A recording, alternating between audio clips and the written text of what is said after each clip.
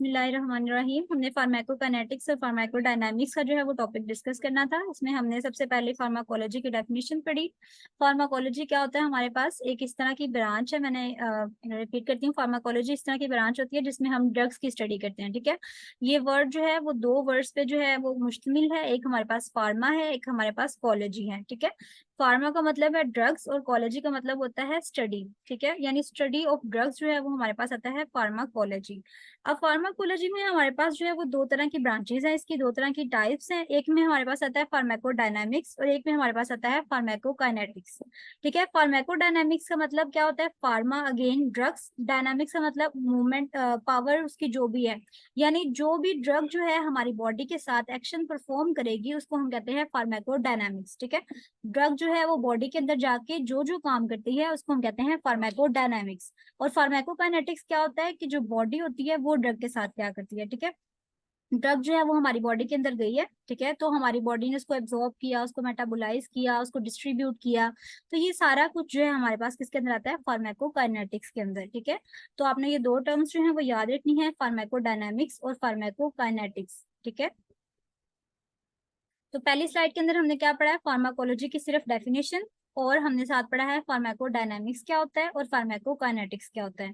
ठीक है, अब हमने सबसे पहले फार्माकोकाइनेटिक्स को जो है वो डिस्कस करना है। तो फार्माकोकाइनेटिक्स हमने जैसे आगे पढ़ा है कि फार्माकोकाइनेटिक्स क्या होता है जी, कि हमारी बॉडी जो है वो ड्रग के साथ कौन कौन सा एक्शन परफॉर्म करती है। ठीक है, उसमें हमने पढ़ा कि एब्जॉर्प्शन होती है, डिस्ट्रीब्यूशन होती है, मेटाबॉलिज्म है और एलिमिनेशन है। ठीक है, इसको आप एक मैंने निमोनिक बताया था आदमी। ठीक है, जो फर्स्ट इनिशियल्स है ना ADME के फार्माकोकाइनेटिक्स के अंदर कौन कौन से जो है वो प्रोसेसेस होते हैं या इसके पार्ट्स कौन कौन से हैं, तो आप उसको आदमी से याद रख सकते हैं। ADM और E, इसमें क्या क्या चीजें आएंगी? एब्जॉर्प्शन, डिस्ट्रीब्यूशन, मेटाबॉलिज्म और एलिमिनेशन। ठीक है, फार्माकोकाइनेटिक हम डिस्कस कर रहे हैं जिसमें हमारी बॉडी ने जो है वो ड्रग के साथ कुछ ना कुछ करना है, उसको एब्जॉर्ब करना है, उसको डिस्ट्रीब्यूट करना है, उसको मेटाबोलाइज करना है या उसको एलिमिनेट कर देना है। ठीक है, तो ये सारा कुछ हमारी बॉडी के अंदर होगा और इसके अंदर कुछ ट्रांसपोर्टेशन का प्रोसेस जो है वो भी इन्वॉल्व होगा। मजीद जो है हम इसको आगे डिस्कस करेंगे। इस स्लाइड में हमने क्या पढ़ा कि इसके अंदर चार तरह के जो है वो प्रोसेसेस इन्वॉल्व होते हैं या इसके चार कंपोनेंट्स होते हैं: एब्जॉर्प्शन, डिस्ट्रीब्यूशन, मेटाबॉलिज्म और एलिमिनेशन। ठीक है, अच्छा, नेक्स्ट हमारे पास जो है हमारे पास आता है कि फार्माकोकाइनेटिक्स जो है उसके अंदर फार्माकोकाइनेटिक्स के अंदर जो है जी, ये उन्होंने सिर्फ एक निमोनिक्स जो है वो बना दी है। यहाँ पे आप देख सकते हैं एडमिनिस्ट्रेशन। ठीक है, इसको आप एब्जॉर्प्शन कह सकते हैं, एडमिनिस्ट्रेशन कह सकते हैं, डिस्ट्रीब्यूशन है, मेटाबॉलिज्म है और एक्सक्रीशन है। आपको फार्माकोकाइनेटिक्स का पता चल गया, फार्माकोकाइनेटिक्स के अंदर जो प्रोसेसेस होते हैं उनका पता चल गया। ठीक है, अब हम सबसे पहले देखेंगे कि एब्जॉर्प्शन कहाँ पे होती है, डिस्ट्रीब्यूशन कहाँ पे होती है, एक्सक्रीशन वगैरह जो हमारी लिपन कोड के अकॉर्डिंग या हमारी कैटजन के अकॉर्डिंग उसके अंदर जो जो बातें मेंशन है। ठीक है, हम उसके अकॉर्डिंग देखेंगे। यूएचएस के जो क्वेश्चन होंगे हम उनको जो है वो अपने मतलब सिलेबस के अकॉर्डिंग जो है ना इंपॉर्टेंट इंपॉर्टेंट क्वेश्चंस को जो है वो साथ साथ देखते जाएंगे। सबसे पहले हमारे पास आता है एब्जॉर्प्शन। ठीक है, एब्जॉर्प्शन में हमारे पास क्या आता है जी? Movement of drug from its site of administration into the circulation. कि जो ड्रग होती है ना, तो जहाँ पे हमने एडमिनिस्टर की है, फॉर एग्जांपल हमने माउथ से डाली, ठीक है, तो माउथ से सर्कुलेशन में जाते जाते उसको हम कहते हैं कि एब्जॉर्प्शन है। इसके अंदर आपकी बुक के अंदर आप लिपिन कोट अगर खोलेंगे तो उसके अंदर चार तरह की उन्होंने चीजें बताई हैं कि ड्रग किस तरह से एब्जॉर्ब होती है। एक होती है पैसिव डिफियन, एक होती है फैसिलिटेटेड डिफियन, एक है एक्टिव ट्रांसपोर्ट एंडोसाइटोसिस। अब हम इन चारों को देखते हैं कि ये चारों क्या क्या प्रोसेसेस है जिनके जरिए ड्रग जो है हमारी बॉडी के अंदर एब्जॉर्ब होती है। अब देखें, सबसे पहले पैसिव डिफियन की इस तरह की डायग्राम आपके लिपिन कोड के अंदर बनी हुई है। पैसिव डिफियन का मतलब क्या होता है भाई, कि एक जगह पे अमाउंट जो है ना ड्रग की बहुत ज्यादा है। ठीक है, यहाँ पे देखिए चार इसके पार्टिकल्स हैं, यहाँ पे भी चार हैं और एक जगह पे बिल्कुल थोड़ी है। तो ज्यादा से कम की तरफ जो मूवमेंट होती है उसको हम कहते हैं पैसिव डिफियन। ठीक है, ज्यादा अमाउंट से कम अमाउंट की तरफ चीज का चला जाना उसको हम कहते हैं पैसिव डिफियन। तो जब भी इस तरह हो ना कि एक साइड पे चीजें ज्यादा हो, सेल मेम्ब्रेन के एक साइड एक तरफ चीज बहुत ज्यादा है दूसरी तरफ कम है, तो क्या करती है वो ड्रग ऑटोमेटिकली मूव होती है हाई कंसंट्रेशन से लोअर कंसंट्रेशन की तरफ। ठीक है, इसको हम कहते हैं पैसिव डिफ्यूजन। तो एब्जॉर्प्शन का जो सबसे पहला प्रोसेस है कि जिसके जरिए ड्रग जो है उसकी मूवमेंट होती है, उसकी एब्जॉर्प्शन हो सकती है, वो हमारे पास आता है पैसिव डिफ्यूजन। ठीक है, उसके बाद आता है हमारे पास ये नेक्स्ट देखें फैसिलिटेटेड डिफ्यूजन।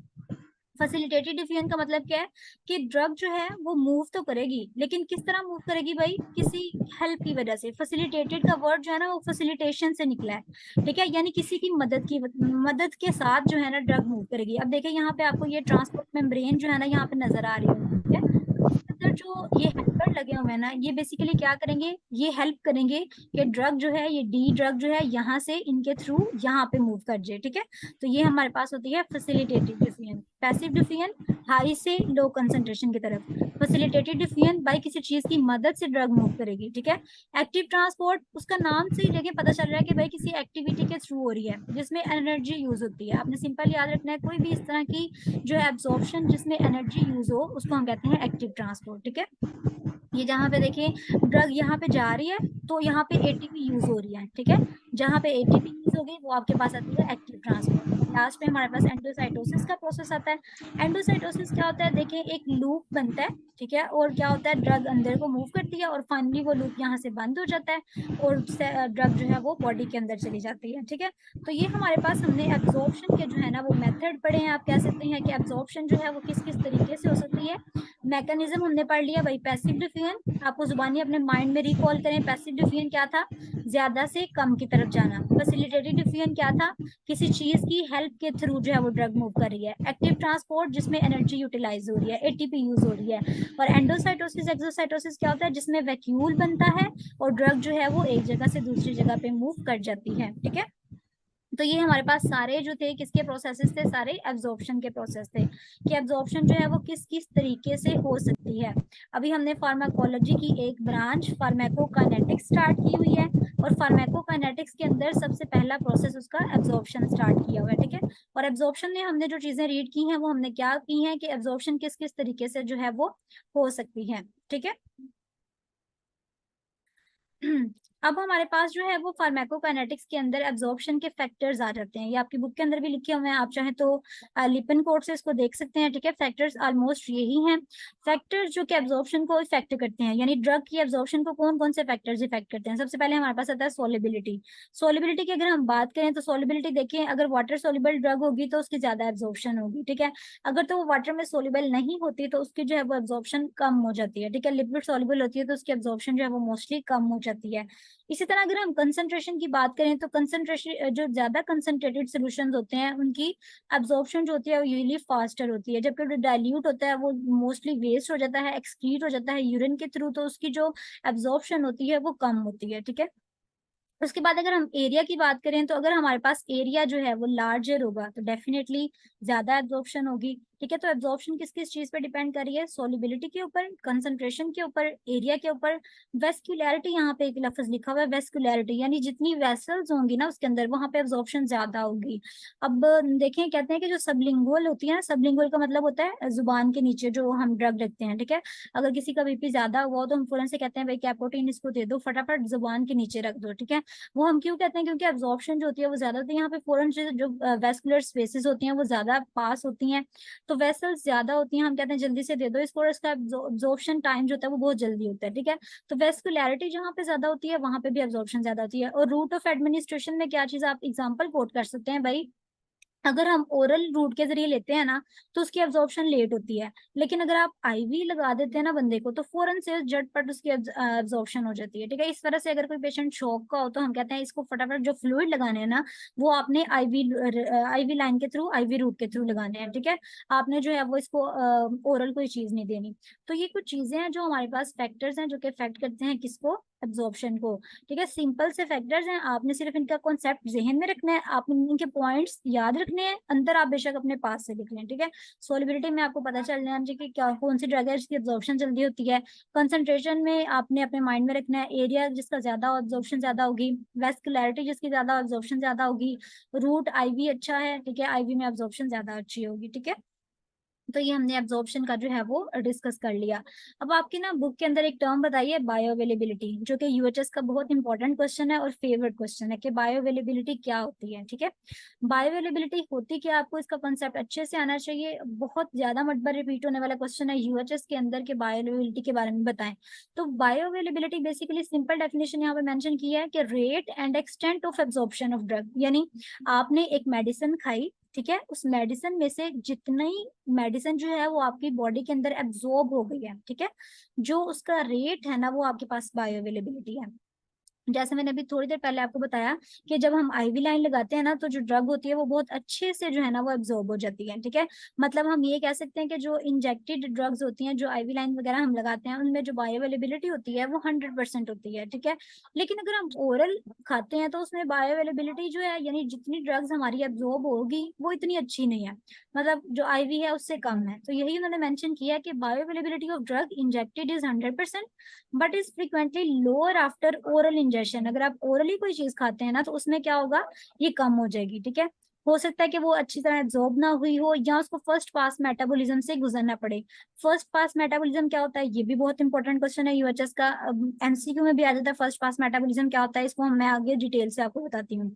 अभी आपने याद रखना है कि बायो अवेलेबिलिटी क्या होती है भाई, जितनी ड्रग हमने खाई है उसकी इतनी एक्सटेंट या उसका रेट जो कि हमारी बॉडी के अंदर एब्जॉर्ब हो गया है, ठीक है, जो हमें मिल गया है, हमारी बॉडी को मिल गया है, वो एब्जॉर्ब हो गई है, तो उसको हम कहते हैं हमारे पास बायो अवेलेबिलिटी है, हमारी बॉडी की अवेलेबिलिटी है ड्रग्स रिलेटेड, ठीक है। तो ये हमारे पास जो है वो बायो अवेलेबिलिटी हो गई।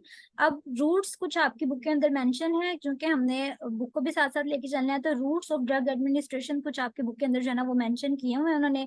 तो आपने बजाय इसके कि जिस तरह बुक के अंदर मेंशन है डायरेक्ट के अंदर, ठीक है, आपने इसको इस तरह से जो है वो मेंशन करना है कि आपने कहना है कि रूट्स जो है उनको हमने दो चीजों में डिवाइड किया है, एक है लोकल एक्शन, एक है सिस्टेमिक एक्शन। यानी एक वो वाली चीज है जो किसी स्पेसिफिक चीज के ऊपर एक्ट करती है, ठीक है, कुछ ड्रग्स हैं जो स्पेसिफिक चीज के ऊपर एक्ट करती हैं, और कुछ होती हैं जो हमारी ब्लड के अंदर, हमारे ब्लड के अंदर चली जाती हैं, ठीक है।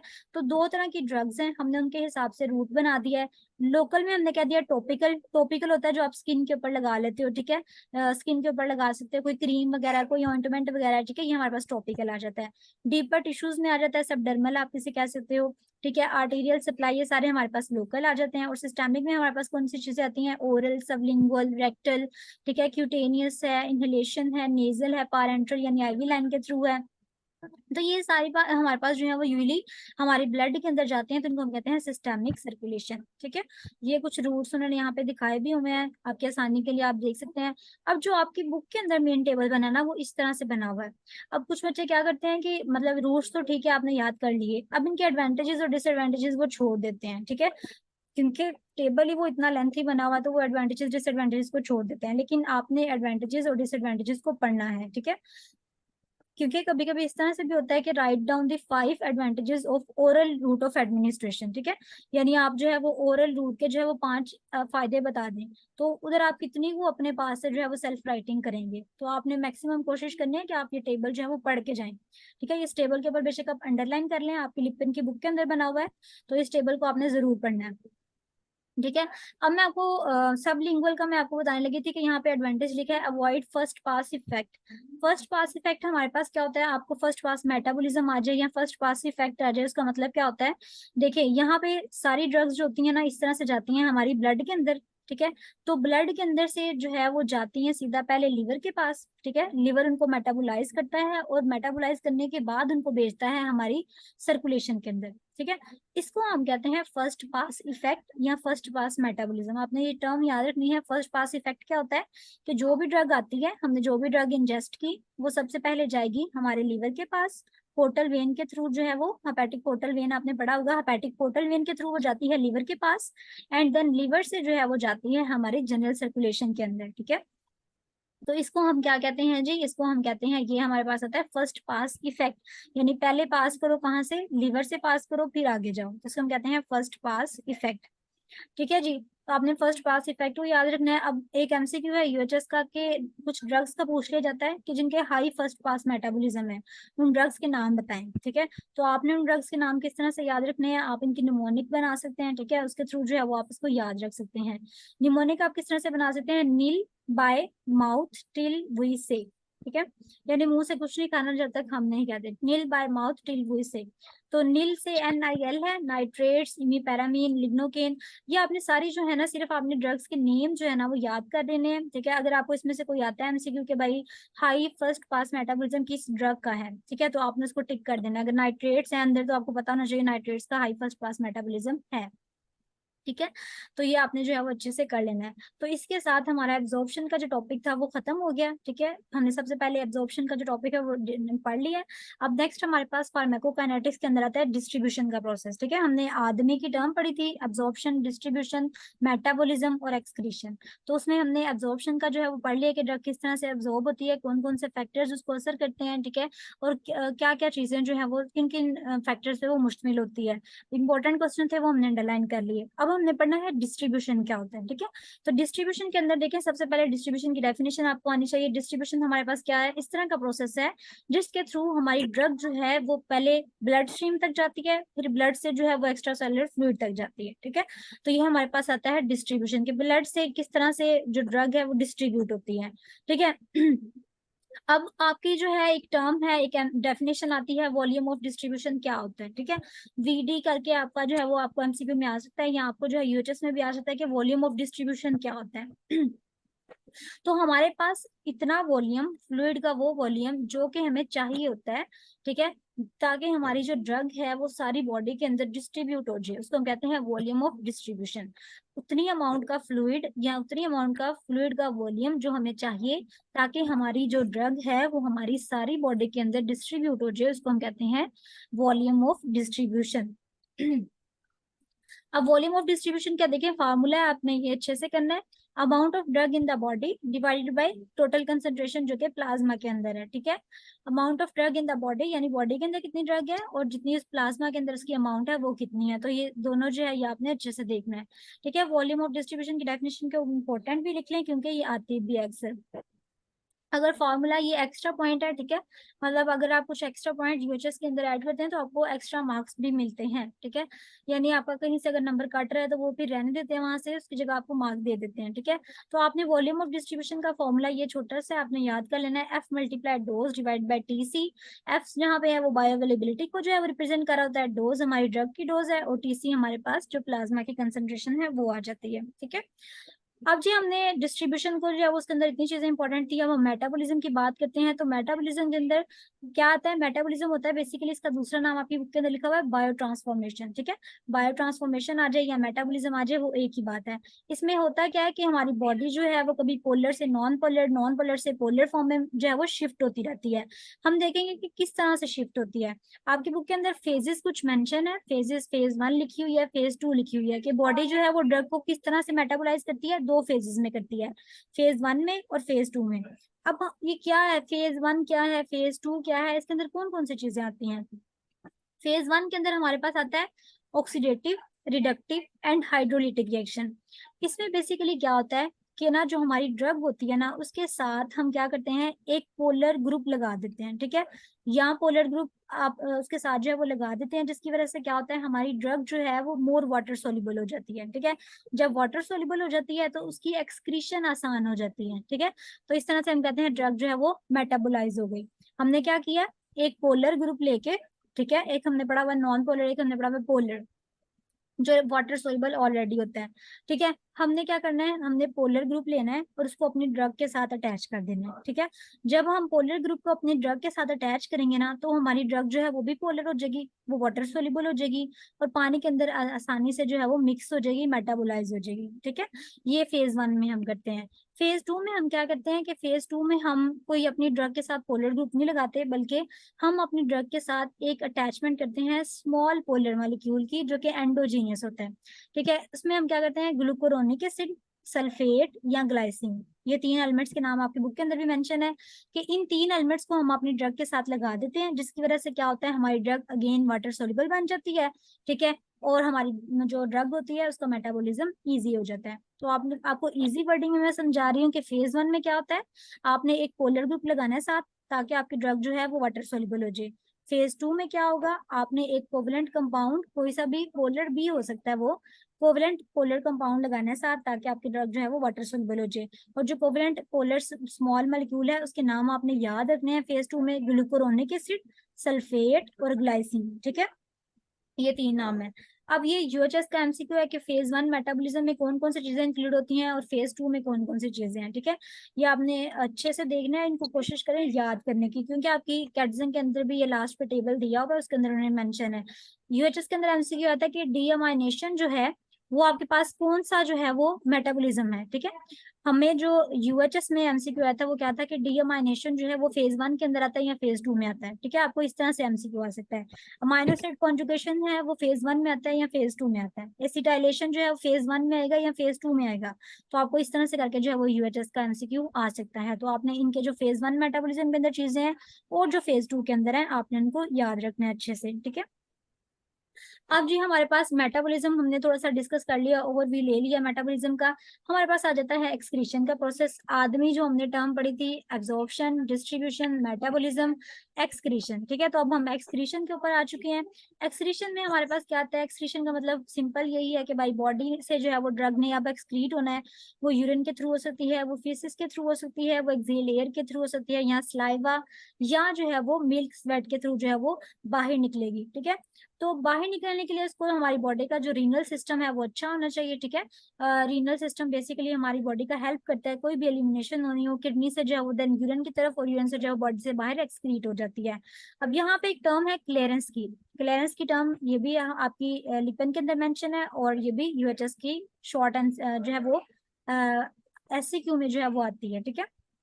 क्लियरेंस का मतलब क्या होता है, देखिए उसके नाम से जाहिर है कि volume of plasma from which the drug is completely removed in unit time. मतलब कि वो प्लाज्मा का वॉल्यूम जिसमें से ब्लड जो है वो उसका जो सॉरी ड्रग है वो रिमूव हो जाती है, उसको हम कहते हैं क्लियरेंस का प्रोसेस, ठीक है। क्लियरेंस का प्रोसेस में अगर इसका फॉर्मूला आप देखना चाहें तो रेट ऑफ एलिमिनेशन, कितने रेट से वो बाहर जा रही है, डिवाइडेड बाय जितनी प्लाज्मा की कंसंट्रेशन है।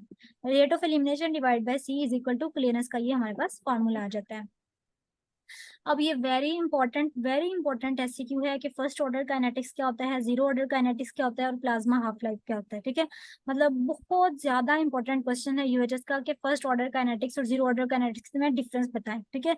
हम यहाँ पे इनकी डेफिनेशन देखेंगे, जो इसका पार्ट 2 लेक्चर होगा नेक्स्ट, हम उसमें जो है ना इनका डिटेल डिफरेंस भी देखेंगे। अच्छा, फर्स्ट ऑर्डर काइनेटिक्स में हमारे पास क्या आता है जी, rate of elimination is directly proportional to the drug concentration. First order kinetic का मतलब ये है कि भाई जितनी ड्रग आपने बॉडी के अंदर डाली है ना उतनी ही एलिमिनेट होनी है, ठीक है। जितनी आपने दी है उतनी ही बाहर आएगी। ये आपके पास फर्स्ट ऑर्डर काइनेटिक्स है। और जीरो ऑर्डर काइनेटिक्स का मतलब क्या होता है कि जितनी मर्जी ड्रग आप दे रहे हैं ये डिपेंड नहीं करता, आनी उतनी है जितनी कांस्टेंट है, जितनी फिक्स है, ठीक है। फर्स्ट ऑर्डर में हमने क्या पढ़ा है, ज्यादा ड्रग देंगे ज्यादा बॉडी से बाहर आएगी, कम ड्रग देंगे तो कम बॉडी से बाहर आएगी, ठीक है। रेट ऑफ एलिमिनेशन जो है वो डायरेक्टली प्रोपोर्शनल है ड्रग कंसंट्रेशन के, ये फर्स्ट ऑर्डर है। जीरो ऑर्डर में क्या होता है भाई, रेट ऑफ एलिमिनेशन जो है वो कांस्टेंट रहता है चाहे आपने जितनी मर्जी ड्रग की कंसंट्रेशन दी है, ठीक है। ये हमारे पास जीरो ऑर्डर काइनेटिक्स है, यानी जो ड्रग के निकलने का प्रोसेस है उसके अंदर ये दो प्रोसेसेस जो है वो इन्वॉल्व होते हैं। और नेक्स्ट हमारे पास प्लाज्मा हाफ लाइफ है। तो प्लाज्मा हाफ लाइफ में हमारे पास क्या आता है, plasma half life of a drug is the time taken for its plasma concentration to be reduce to half. यानी जितने में प्लाज्मा के अंदर जो ड्रग है उसकी कंसंट्रेशन हाफ हो जाती है, हम कहते हैं प्लाज्मा की वो हाफ लाइफ है, ठीक है। प्लाज्मा जो है हमारी बॉडी का, हमने ऊपर एक प्लाज्मा की पिक्चर भी देखी है, आपको पता ना ब्लड के साथ प्लाज्मा भी होता है, कुछ बच्चे प्लाज्मा के साथ कंफ्यूज हो जाते हैं। तो ये देखें यहाँ पे ये ब्लड वेसल है ना हमारे, इसके अंदर ये तो आरबीसीज है ना, ये जो आपको brown brown yellow yellow colour का फ्लूइड नजर आ रहा है ये प्लाज्मा है, ठीक है। तो प्लाज्मा के अंदर जितनी भी ड्रग गई है, ठीक है, उस ड्रग का जो है वो कहते हैं कि कितना टाइम उसको लगता है हाफ होने में, उसको कहते हैं प्लाज्मा हाफ लाइफ। आपने फर्स्ट ऑर्डर काइनेटिक्स पढ़ लिया, आपने जीरो ऑर्डर काइनेटिक्स पढ़ लिया, और प्लाज्मा हाफ लाइफ जो है वो हमने पढ़ लिया। फार्माकोकाइनेटिक्स की लास्ट स्लाइड है हमारे पास, लोडिंग डोज और मेंटेनेंस डोज क्या होता है। लोडिंग डोज हमारे पास होता है कि जब आपने स्टार्ट वाली डोज देनी होती है ना, जैसे आप फर्स्ट टाइम मेडिसिन खाते हो तो आपको डॉक्टर ने लिख के दी होती है भाई इतनी मेडिसिन खानी है तुमने, मतलब बहुत ज्यादा डोज जो कि एक लेवल मेंटेन करने के लिए हमें चाहिए होती है, वो हमारी लोडिंग डोज होती है, ठीक है। फर्स्ट डोज के बाद जब आप सेकेंड डोज खाते हो या थर्ड डोज खाते हो, ठीक है, जब आप सेकंड डोज खाते हो या थर्ड डोज खाते हो वो हमारे पास मेंटेनेंस डोज होती है। जो पहली डोज हमने लेनी होती है मेडिसिन की वो हमारे पास लोडिंग डोज होती है, ताकि फटाफट हमारी जो है ना वो हमारा लेवल जो है बीमारी का कम हो जाए, उसे हम कहते हैं लोडिंग डोज। उसके बाद हम भाई उसी लेवल पे आके मेडिसिन खा रहे होते हैं, भाई 2 सुबह खानी है 2 शाम, तो ये हमारे पास मेंटेनेंस डोज होती है। कुछ किसी ने कुछ कहा है? मैम स्क्रीन शेयर नहीं हो रही, शो फार्माकोकाइनेटिक्स मुझे चीजें पढ़ी हैं वो हमने एब्जॉर्प्शन, डिस्ट्रीब्यूशन, मेटाबॉलिज्म और एलिमिनेशन पढ़ लिया, ठीक है। अब हम मूव करते हैं फार्माकोडायनामिक्स की तरफ। तो फार्माकोडायनामिक्स की जो डेफिनेशन हमने ऊपर पढ़ी थी वो हमने क्या पढ़ी थी भाई? फार्माकोडायनामिक्स होता है कि जो ड्रग जो है बॉडी के साथ क्या क्या चीजें जो है वो परफॉर्म करती है। ड्रग जब अंदर जाती है तो बॉडी के साथ वो क्या क्या करेगी, ये चीजें हम जो है वो फार्माकोडायनामिक्स में पढ़ेंगे। फार्माकोडायनामिक्स के अंदर हमने क्या क्या पढ़ना है जी? ड्रग का एक्शन क्या होता है, ठीक है, ड्रग अंदर जाके क्या क्या चीजें परफॉर्म करती है, और ड्रग का इफेक्ट क्या होता है, यानी बॉडी के ऊपर उसका क्या क्या इफेक्ट जो है वो आता है, ये चीजें हमने डिस्कस करनी है। तो फार्माकोडायनामिक्स के अंदर हमारे पास ट्रांसड्यूसर्स होते हैं, ठीक है। ट्रांसड्यूसर्स की तरफ जाने से पहले आपको सिंपल चीज बताती चलूं कि ड्रग का एक्शन दो तरह से होता है। एक तो ये होता है कि भाई रिसेप्टर मीडिएटेड मैकेनिज्म होता है।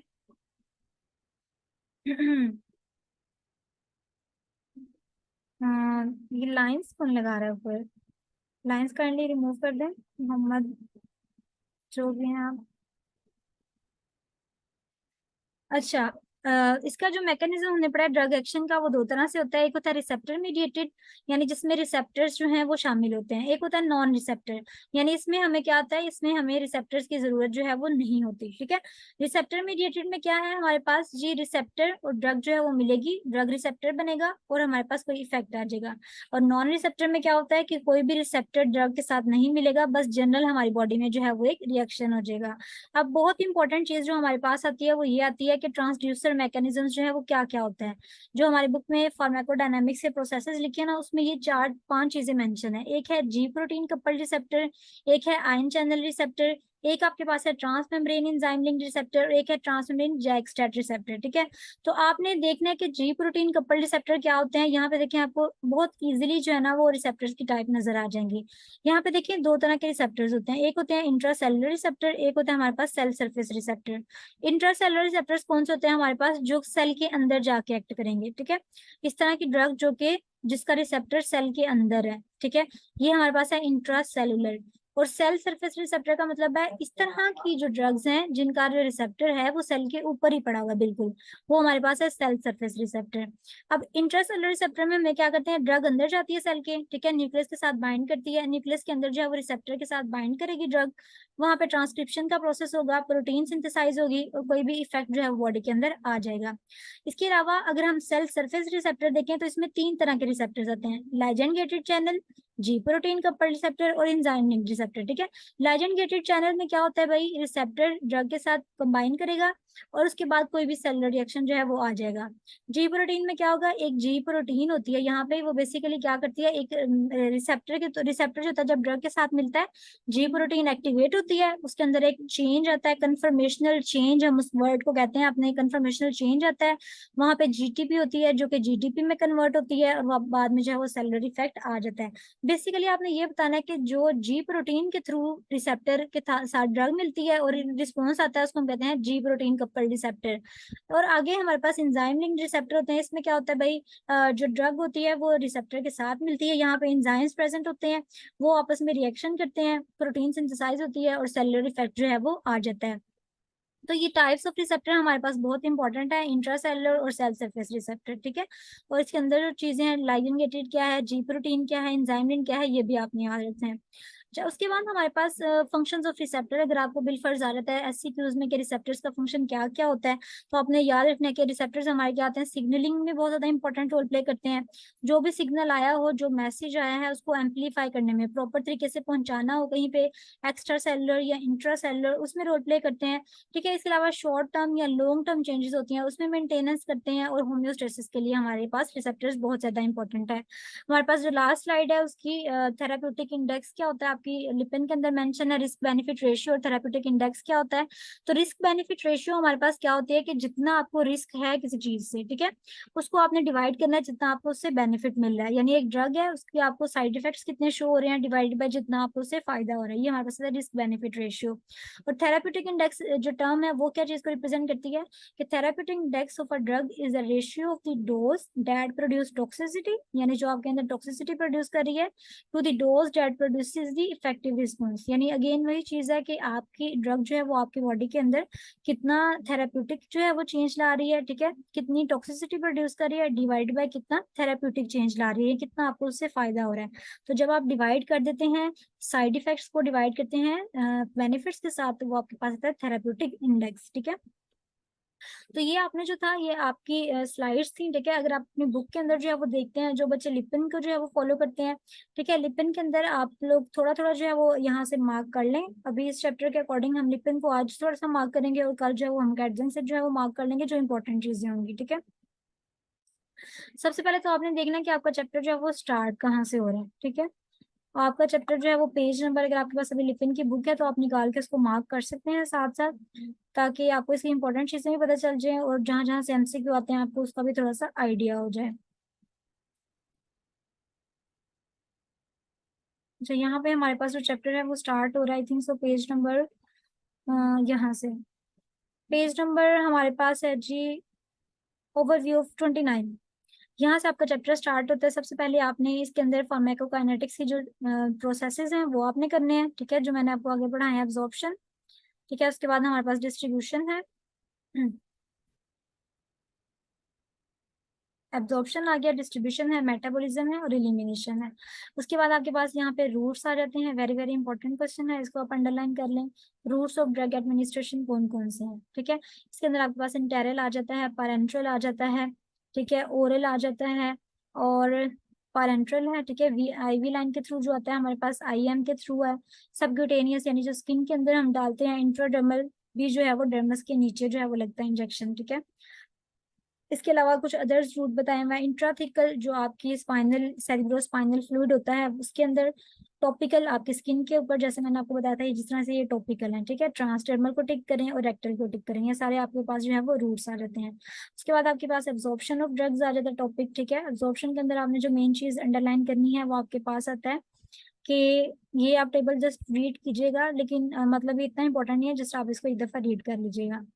जो चीज इंपॉर्टेंट है इसके अंदर वो ये है आपके पास कि एब्जॉर्प्शन को जो चीज डिटरमाइन करती है वो कौन कौन सी है, ठीक है। ये जो इसके प्रोसेसेस लिखे हुए हैं फैक्टर्स, वो आपने पढ़ लेना एक दफा, ठीक है।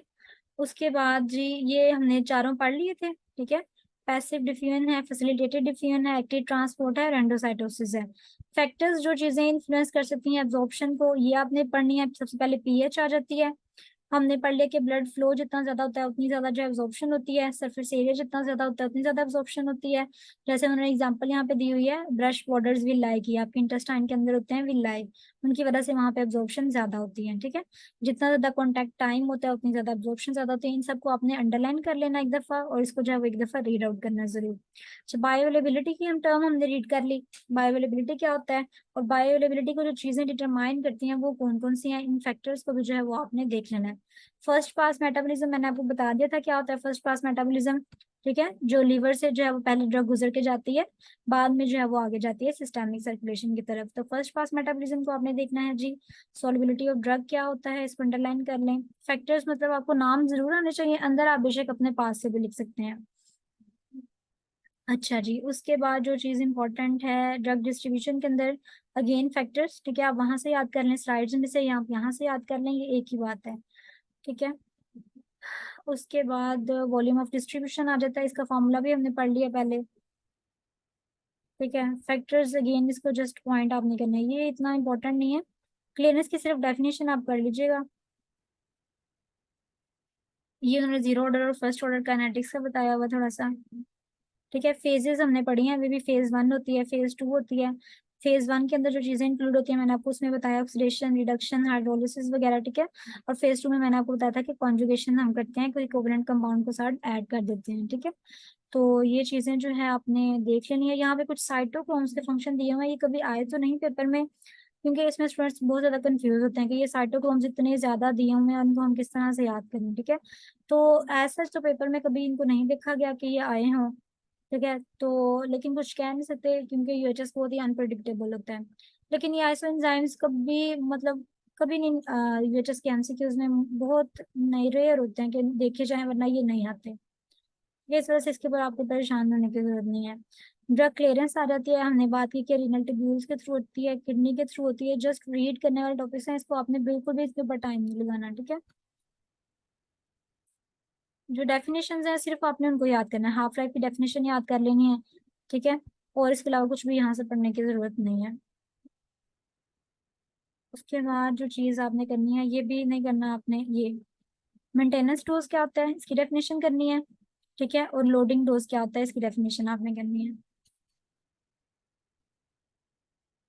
ठीक है। देन और ये लास्ट में आपके पास एमसीक्यूज हैं कुछ, ये आपने जरूर करने हैं, क्योंकि अक्सर यूएचएस में एमसीक्यूज जो है ना वो लिपिन के जो लास्ट वाले एमसीक्यूज हैं और जो कैटजिंग के लास्ट में एमसीक्यूज हैं, वही एमसीक्यूज एज इट इज जो है ना वो यूएचएस के अंदर आते हैं, ठीक है। तो आपने जो है वो एमसीक्यूज भी अच्छे से कर लेने हैं, ठीक है। तो